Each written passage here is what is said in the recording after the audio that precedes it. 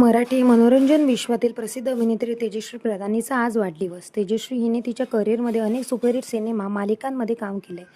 तिने प्रत्येक पात्रातून प्रेक्षकांच्या मनात एक वेगळी छाप पाडली. सध्या विण दोघातली तुटे ना या मालिकेत ती स्वानंदीची भूमिका साकारत आहे.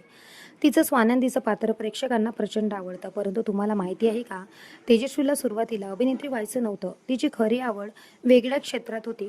कोणत्या ते आज जाणून घेऊया. तेजस्वी अभिनयाबरोबरच अनेक व्हिडिओमध्ये प्रेरणादायी विचार, सकारात्मक दृष्टिकोन, समजूतदारपणे वागण्याचे सल्ले देत असते. तिच्या विचारांचा एक वेगळा चाहता वर्ग आहे. दरम्यान एक मुलाखतीत तेजस्वीने तिच्या करिअरची एक रंजक गोष्ट चाहत्यांसोबत शेअर केली होती. ती म्हणालेली की लहानपणापासून तिला लोकांना समजून घेण्याची किंवा लोकांना बोलण्याची खूप आवड होती. त्यामुळे शिक्षणासाठी सायकॉलॉजी विषय तिने निवडला. मला त्यावेळी काउन्सिलर व्हायचं होतं. मला लोकांना समजून सांगायला, मनातील गोष्टी जाणून घ्यायला आवडायचं. आजही मला ते तितकंच आवडतं. पुढे तिने सायकॉलॉजीचा अभ्यास तसाच चालू ठेवला. 14वी पर्यंत सायकॉलॉजी केली. त्यानंतर तिच्या आयुष्याला एक वेगळी वळण मिळालं. तिची पहिली मालिका या गोजीरवाण्या घरात ही होती. अभिनय आणि शिक्षण याचा समतोल साधणं कठीण होतं असल्याचं तिने पुढे पॉलिटिकल सायन्समधून तिचं शिक्षण पूर्ण केलं.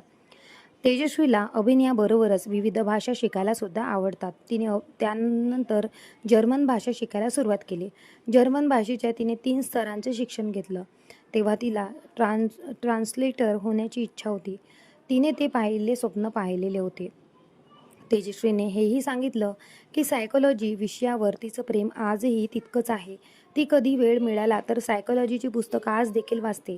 आता तेजस्वी मनोरंजन विश्वातील आघाडीचा चेहरा बनली आहे. परंतु आजही ती विविध मुलाखती, व्हिडिओद्वारे चाहत्यांना प्रेरणा देणारे विचार नेहमीच मांडत असते.